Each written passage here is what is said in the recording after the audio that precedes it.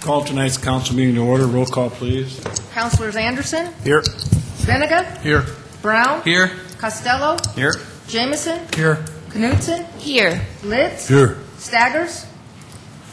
We have a quorum present for tonight's meeting. Tonight will be led in the invocation by Pastor Dave DeFries from Celebrate Wesleyan Church here in Sioux Falls. After the invocation, we'll have the Pledge of Allegiance. So at this time, I'd ask everyone to please rise.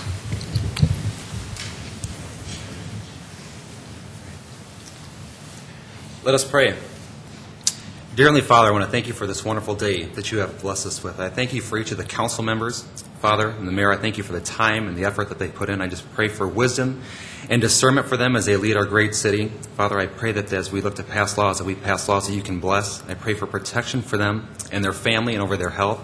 As we go to the election tomorrow, Father, I pray for everyone who's going out to vote, Father, that they'll seek your heart. And above all, Father, I pray that tonight we can glorify and honor you in all that we say and do this evening. And we pray all these things in your name. Amen. Amen. I pledge allegiance to the flag of the United States of America and to the republic for which it stands, one nation under God, indivisible, with liberty and justice for all.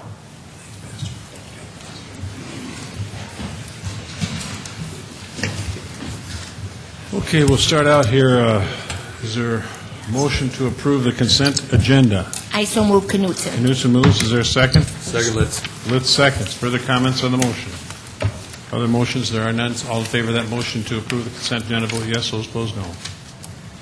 Council members Brown? Yes. Costello? Yes. Jameson? Yes. Knutson? Yes. Litz? Yes. Staggers? Yes. Anderson? Yes. Benega? Yes. All members present have voted. The consent agenda has been approved 8-0. Is there a motion to approve the regular agenda? So moved. Litz. Litz moves. Is there a second? Second, Jameson. Jameson seconds. Further motions for the regular agenda? Seeing none, so all in favor of approving the regular agenda, vote yes. Those opposed, no. Councilors Brown? Yes. Costello? Yes. Jameson? Yes. Knutson? Yes. Litz? Yes. Staggers? Yes. Anderson? Yes. Benega? Yes. All members present have voted. The regular agenda has been approved 8-0. This is the time we set aside a period of 5 minutes. Anyone wishing to address the council, we just ask that they give their names. So anyone wishing to address the council at public input, we just ask you to come forward. And I see that no one is coming forward that I notice here, so we will move into the regular agenda, item number 4. An ordinance of the city of, second reading, an ordinance of the city of Sioux Falls, South Dakota, approving the lease of city property to Northwestern Engineering Company. Good evening, Mayor and City Council. Mark Cotter with the Office of Public Works. It's the second reading for this item. This is to approve a land lease agreement for approximately 1/3 of an acre of land that's north of the Greenway Mall. Greenway Mall is located just in the northwest corner of the 41st Street Bridge. The land they wish to lease is to create approximately 20 additional parking spots for their employees. This is considered off-site parking. They have sufficient parking in their current parking lot. The lease terms are 20 years. They start May 1st of 2010, and the payment is for $1,000 per year. Public Works supports this lease and asks for your support. Questions, Mark? Go ahead. Mr. Cotter, where would the access for this be? Is it between the buildings or on the east side? It's on the east side. There'll be a small service road that goes back to this 20 spot parking lot. It's pretty crowded up there. I think this will be a good thing. It will be. It's a popular place. Further questions of Mark on item number 4? Others that wish to address the council on item number 4? Is there council discussion or action? Move for approval. Benega. Benega moves. Is there a second? Second, Litz. Litz seconds. Further comments on that motion to approve? There's seeing none, all in favor, vote yes. Those opposed, no. Councilors Brown? Yes. Costello? Yes. Jameson? Yes. Knutson? Yes. Litz? Yes. Staggers? Yes. Anderson? Yes. Benega? Yes. All members present have voted. Item 4 has been approved 8-0. Item 5. Second reading, an ordinance of the City of Sioux Falls, South Dakota, approving the release of a permanent utility easement in Lot 1B and Lot 3, Block 6, Inglewood Lake Addition, Minnehaha County, South Dakota. Good evening, Chad Heavey with the Engineering Division of Public Works. This utility easement is located adjacent to vacated A Street between Kiwanis Avenue and Western Avenue. This council vacated this portion of A Street in 2009. The property owner plans to redevelop this site, and the utility easement is not needed. Questions of Chad on item number 5? Go ahead. Chad, when you say the property owner is going to redevelop, what are they going to do there? Apartments? I should have said he's going to develop, and he plans on building an apartment building. Further questions? Others that wish to address the council on item number 5? Council I move for discussion. approval of item number 5, Knutson. Knutson moves. Is there a second? Second, let's. Litz seconds. Further comments? All in favor of the motion, vote yes. Those opposed, no. Council members Brown, Yes. Costello, Yes. Jameson, Yes. Knutson, Yes. Litz. Yes. Staggers. Yes. Anderson. Yes. Benega. Yes. Item 5 approved 8-0. Item number 6. A resolution vacating tracks B and C of Lot H4E1/2 of TR4 Northwest Quarter Northeast Quarter and Northeast Quarter Northwest Quarter, Section 23-101-50, and a portion of South Valley View Road as shown on attached exhibit. This unimproved right-of-way is in the southeast corner of the 12th Street and Valley View Road intersection. The petitioner is Wheel City Auto, and they would like to expand their parking area into this vacated right-of-way. In 1993, the city purchased some of this property to be used as right-of-way. In 1998, a portion of this land was platted into Tracts A, B, and C. Tract A is now the northbound lane of Valley View Road. In 1998, Tract B was sold to the adjacent property owner and was never vacated. And Tract C is unimproved public right-of-way. In 2008, Valley View Road was realigned to the west, so this right-of-way is not needed for highway purposes.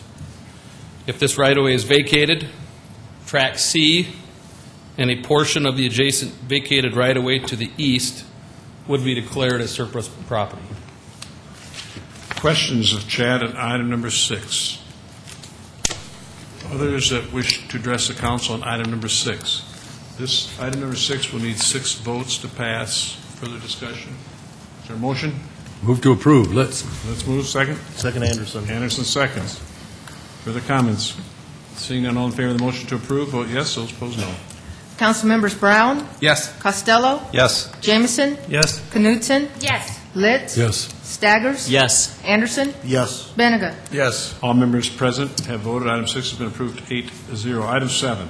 Reconsideration, second reading, an ordinance of the City of Sioux Falls, South Dakota, amending the revised ordinances of the city by revising Chapter 43, Vehicles for Hire.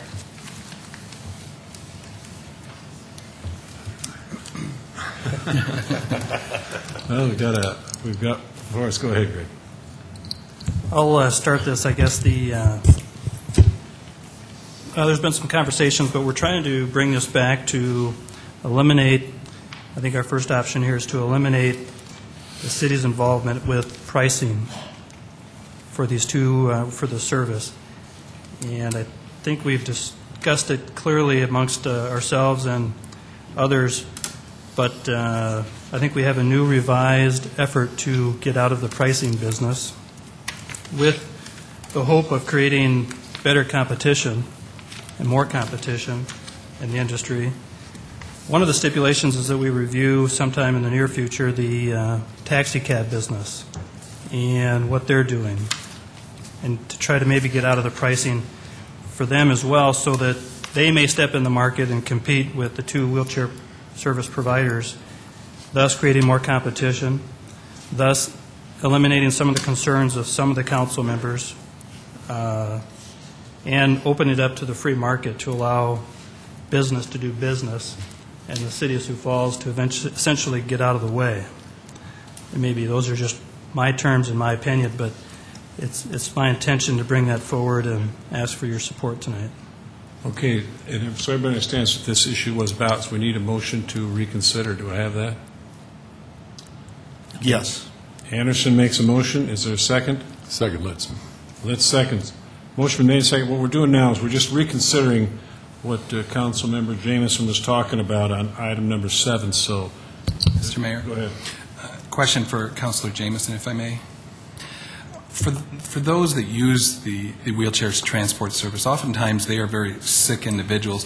What guarantees will we have to make sure that they may have the capacity to figure out what the fare might be when they're being picked up? There's really no place to hide, is there? I guess we're going to have to leave it up to some of those people to learn, I guess, if there's a bad operator, that those people will eventually be weeded out. Even today, I think you could actually have that same issue arise. Somebody could get charged a lot more than they ever intended to be or wished to be and thought they were going to be.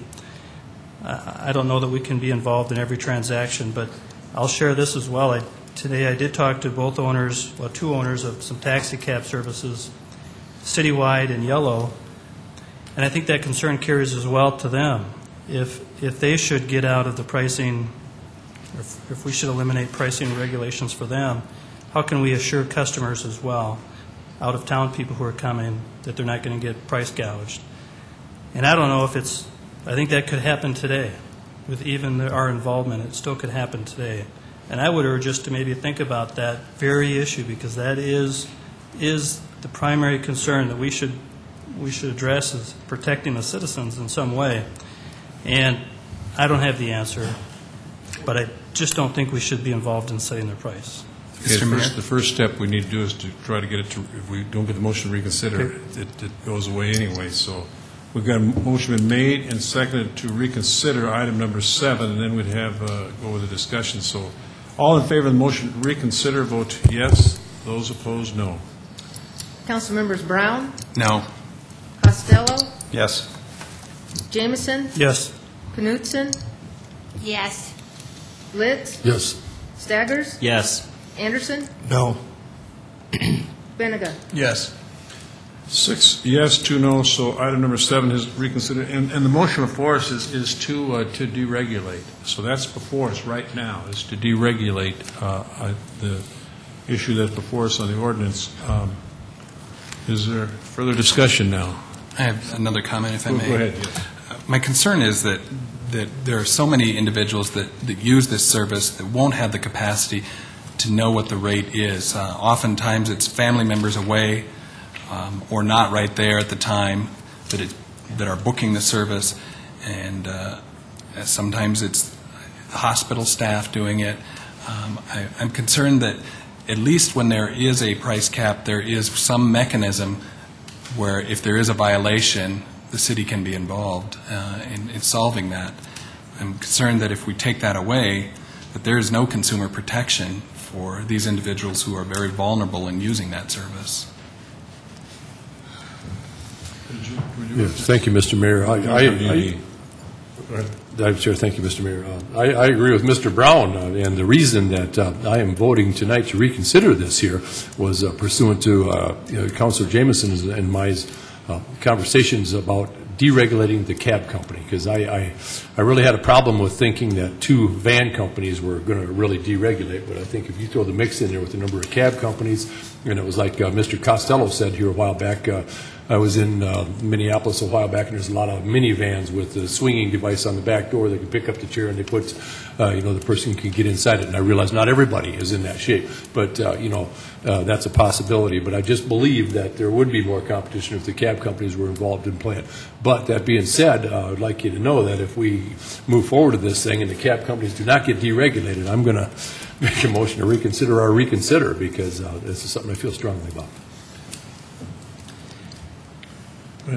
I have a question for Councilor Jameson, and so, again, I've already shared, publicly my struggles on this whole topic, so I won't go through all that all again, but I was wondering, but from what your research is, do you think actually that the taxi cab companies are going to be serious about getting in the business of helping out these people that are confined to wheelchairs?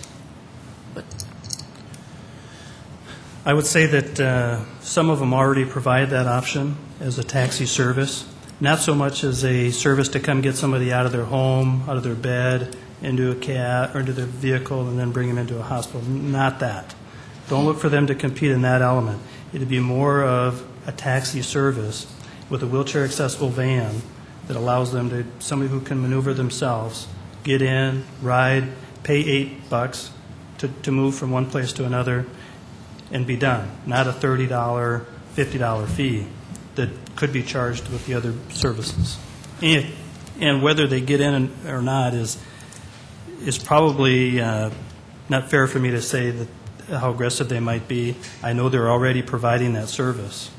And I would only add, sorry if I could, the discussion I had with one person who has such an open heart about people in wheelchairs that he has a van himself and thought, well, maybe I could even get licensed and provide that service, to a taxi service to friends and people I know, and just a sideline business. And this was the discussion I had with this gentleman. And that right there is the magic that I'm after, is that entrepreneurship that will drive prices down, an opportunity for somebody else to step in and provide a new service. And when somebody needs a ride, I believe, just like a lot of other services that we get, you're in the phone book, you're wherever on the line, you'll call and say, how much would it cost me to get from here to there? Or how much would it cost to get my carpets cleaned? You can get a quote. Whatever that is, and customers should be comfortable knowing ahead of time what they're likely to pay. And so that opportunity to create a fraud or gouge somebody should be eliminated just by the public sector being smarter about their own decisions and more opportunities. Just a follow-up. May I ask a follow-up question? Okay, Councilor Jimson, I'm sorry, I think I missed something I shouldn't have missed. So right now in Sioux Falls, we have 2 taxi companies, right? Well, I think there's several Okay, taxi several. I companies. was thinking we were down to 2, but okay, so we still have some.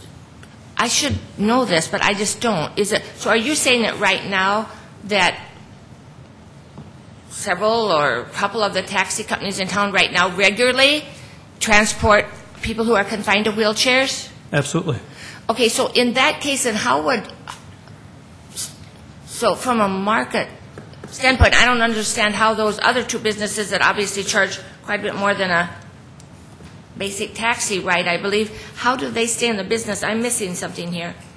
The wheelchair services are providing much more service than just a taxi ride. They're actually bringing people out of their home, assisting them into the vehicle.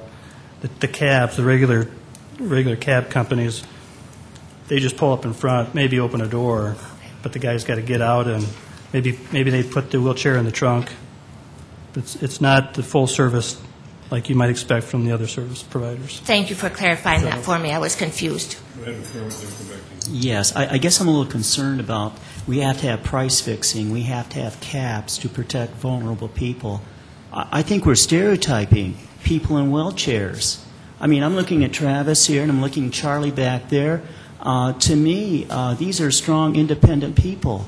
And so I think we got to get away from this stereotype that the people in wheelchairs are like children, which we have to kind of take care of.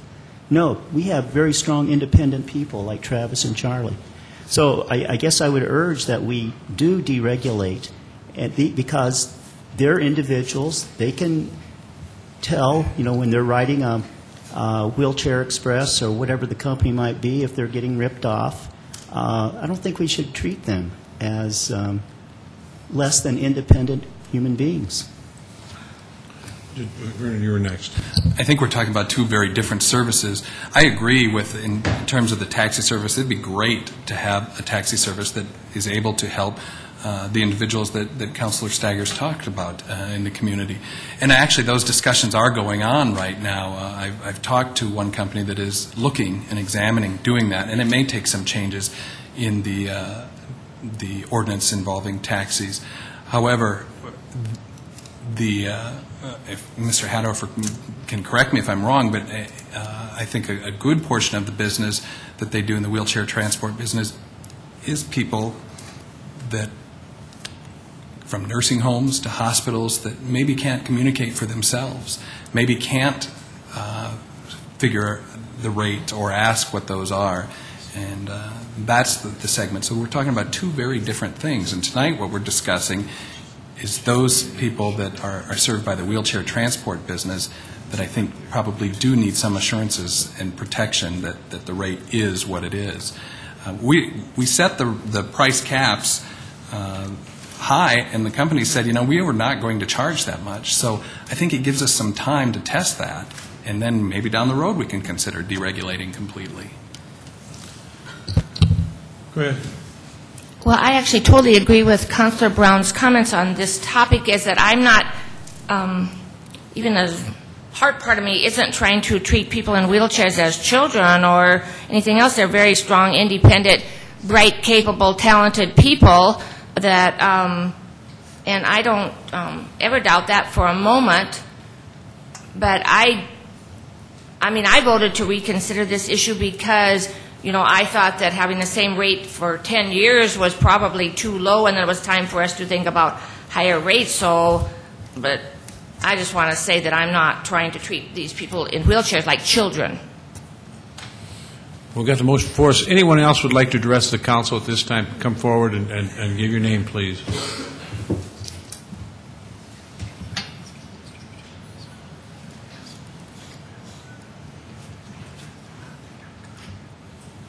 My name is Charles Santee.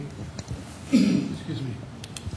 And I'd like to make a couple comments on things that were mentioned.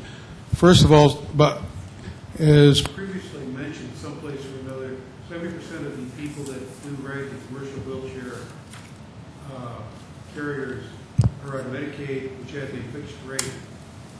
So they know exactly what they're going to be charged. The other is putting a wheelchair lift on the back end of a van. That doesn't really work unless the person is in a very lightweight chair or a manual chair. A chair like mine weighs in excess of 300 pounds, and most lifts you put on the back end of a van won't handle it. In fact, I've had problems with the lift on I don't remember whether it was Sioux Falls Wheelchair or Wheelchair Express would not lift me.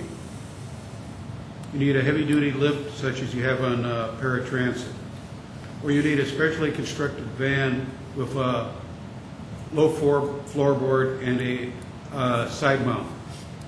And then these vans would also then fall under the ADA requirements for lift ramp angles and that sort of thing. And if we're going to deregulate, then why do we also need to have the company's license? Why can't anybody just put a notice in the paper and say, I'm going to haul wheelchairs, no license required? Question. Thanks, Charles. Go ahead, Kirby. Yeah, Charlie, I was just wondering, what if we did do that? Do you think that the rates might be lower? I don't know, but somebody might get into business that way, just to see if he can make a buck. Yeah. And what he would charge is what he would charge. There's no way of predicting whether it'd be lower or higher. I think it'd probably be lower if we have a lot of people doing that. Because there's only a limited number of people that will be using the service, and if you have a lot of people out there providing the service, it would seem like it would be lower to your benefit. You don't have that big a customer base. That's right, yeah. It's paratransit. If they would let more people on it, it would take care of some of the of those of us not on Medicaid. And Medicaid, I believe, I don't know if they have to be on contract or have to meet certain qualifications, but they're sort of locked. But, Charlie, so if 70 to 80% of them, the rides are already have price caps on them, therefore the 20 to 30% that don't probably could get charged more than individuals like you who are very independent could get charged more than those individuals that need more care. That is correct. If we deregulate it. Even with the caps put on. those of us that are not Medicaid would probably be charged closer to the high end to make up for the losses incurred by transporting the Medicaid. An unintended consequence of deregulation. Unintended consequence of Medicaid having fixed rates. So maybe we ought to get Medicaid deregulated. And I don't think we can do that tonight, can we? see, the problem is the regulations. Okay. Other questions of Charlie? Thank you very much. Appreciate. Others that wish to address the council on item number 7, on the deregulation?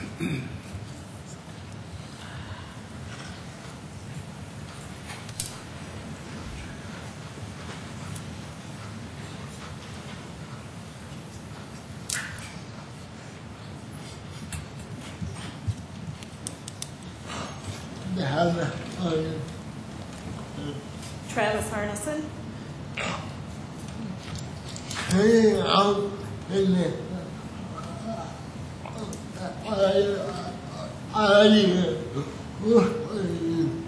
Sitting out in the audience listening. It almost gets confusing. You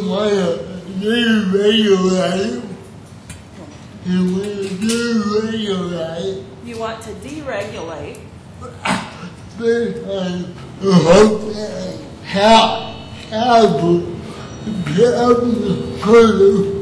In hopes that taxi cabs will pick up this service. But only after you deregulate them. But only after you deregulate them. Don't we have the cart ahead of the horse? Don't we have the cart ahead of the horse? One question. That's one question.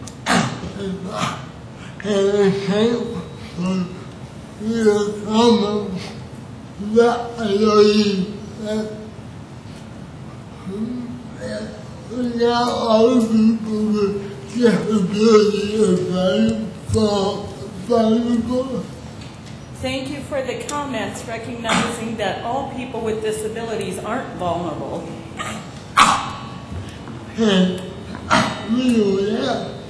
We know that. However,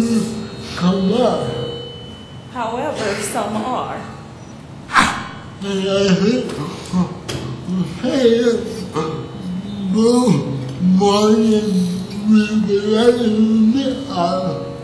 The second one, sorry. I hate to say it.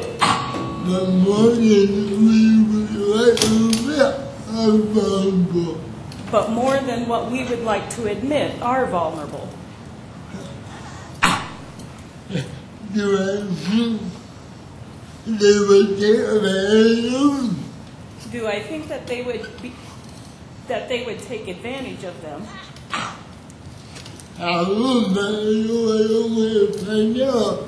I don't know, but I know I don't want to find out.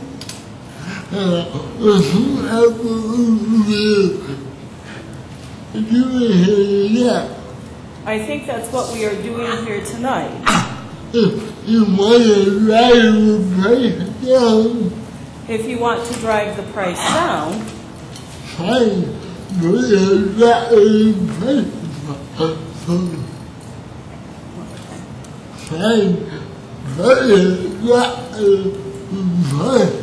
Fine, but put the structure in place for it.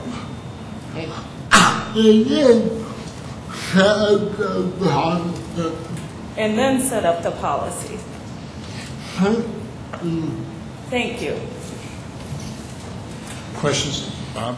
Travis, I agree with you. We got the cart ahead of the horse on this one, and just because we're reconsidering something tonight does not mean we have to take action on it. As the fact is things are working, albeit controversial at this point here. We could leave it this way and kick it back to a committee and look at it again. I mean, I'm a little uneasy with this after listening to Travis and with Charlie, yep.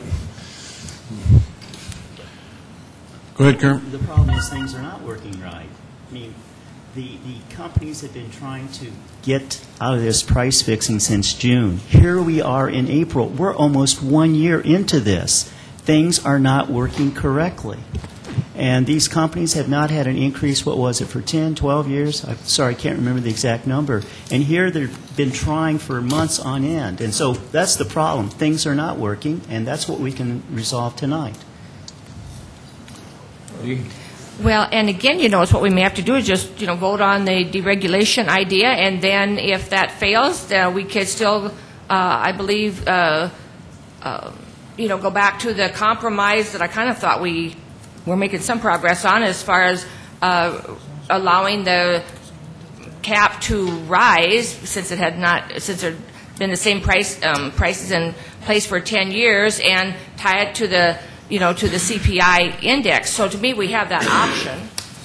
I mean, there's no perfect world, however we do any of this. You got three choices. You can leave it as is. You can deregulate it, or you can go. Does anybody have the the other amendment that we were talking about? We do have it. Is that hanging around here somewhere? It is. Somebody's desk. I believe we have it in the electronic agenda. Okay, this is okay. This is okay. We got that right here. Somebody. Point of order. So go ahead. So that we can avoid what happened last time around, if we're at all considering this, shouldn't we take the amendment first and vote that? The deregulation, you can do that, and then you're back to the main one. Should we do? If we do it as a substitute motion, you can done.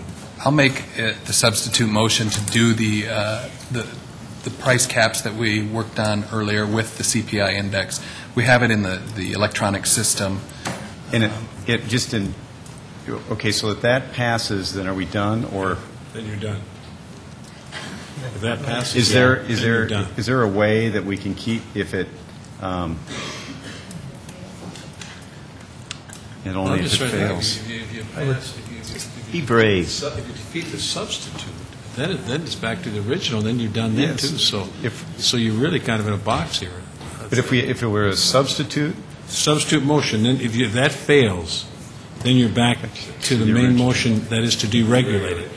If that fails, then you're back to the original, the original ordinance that we've had from the beginning. So those are where you really go at. So now, Brown's made a motion. I'll second Brown's motion. Knutson seconded the motion, the substitute motion, and the substitute motion is to set the cap that goes from $20 to $35 for one-way trips and $35 to $60 for a round trip, and then for transporting passengers being dismissed from a hospital should be $50. And the maximum rate for transporting passengers by stretcher transport shall be from $35 to $75 for a one-way trip within the city, and $140 for a round trip within the city. And the schedule of these transport rates should be posted at all times in each wheelchair or stretcher transport. And then you've got the consumer price index there that will help adjust that price as needed when it sets. So that's the substitute motion as before us. So further comments on the substitute motion, what I just talked about? Just go ahead. Kenny, did you have a question? Yes, on that substitute motion, the CPI would be looked at annually. Yeah, right, exactly. It said it. Yeah. It said it, just add it in. Yep, it's just automatic, triggers. Go ahead. Hello, Eric Kurtzmeyer, Sioux Falls. And Ryan wanted me to tell you he wanted to be here tonight, but he couldn't because he's got to babysit his 3 kids. So, and he said you guys all pretty much know where he stands on the whole thing. So, but as far as what I want to make a point is, we all have this deregulation is good. We need to deregulate to make it fair. Well, we saw with our financial institutions in America that deregulation isn't always the right thing to do. And when we have people that are using this service, and right now it's $20 one way, well, if you want to get to work, say if my car's broke down or someone else wants to get to work, you keep going to deregulation, they could charge $100 to get one way if they wanted to. Well, that doesn't even make sense going to work and working you know, for your regular hours because you're not going to make any money anyways. I could see steadily raising the cap to keep up with cost of fuel and the vans and all that, but to deregulate the whole thing is just getting a little out of hand, I believe. Okay, thank you. So the CPI would be January of each year, Kenny, and that. So is others that wish to address the council on the substitute motion now that we have before us that would change the fees and then it would have the CPI? I have one question. Like you said there's a taxi service right now that does transport wheelchairs? Any kind of wheelchair or just like light wheelchairs? Or Light wheelchair, anybody that could maneuver themselves and get into a car to drive. right. And So that kind of leaves most of us out of the loop anyways. It's not really a wheelchair taxi service then. I can't speak to who it leaves out or doesn't. I would only say that it adds opportunities for people who have available, who can maneuver themselves, and the wheelchair is collapsible. It can go in a trunk. It's an option for them. It sounds like it's been there. It's an option. It's not But it new. does leave some people out. Absolutely. Okay. Absolutely. Okay, we've got the substitute motion. Go ahead. Well, I guess if the CPI formula is good enough for these wheelchair companies, shouldn't we have this CPI also adapted to city spending too? To have, To have it adapted to city spending also? If it's good enough for wheelchair companies, why not have it to city spending? I mean, what's good for them? I mean, if we're going to put them under the CPI, put the city under the CPI. well, that'd be another conversation you have another time, but Well, it yeah, wouldn't that's- fit into that. but I don't think It we'll wouldn't fit have into that what we're talking about here. conversation. That's a conversation for another day. So, right now we've got the substitute motion before us to put to raise the maximum rates and then to put the CPI. So, I see no further discussion. All in favor of the motion for the substitute motion to approve that will vote yes. Those opposed, no. Councilors Brown, Yes. Costello, No. Jameson, No. Knutson, Yes. Litz, Yes. Staggers, No. Anderson, Yes. Benega. Yes.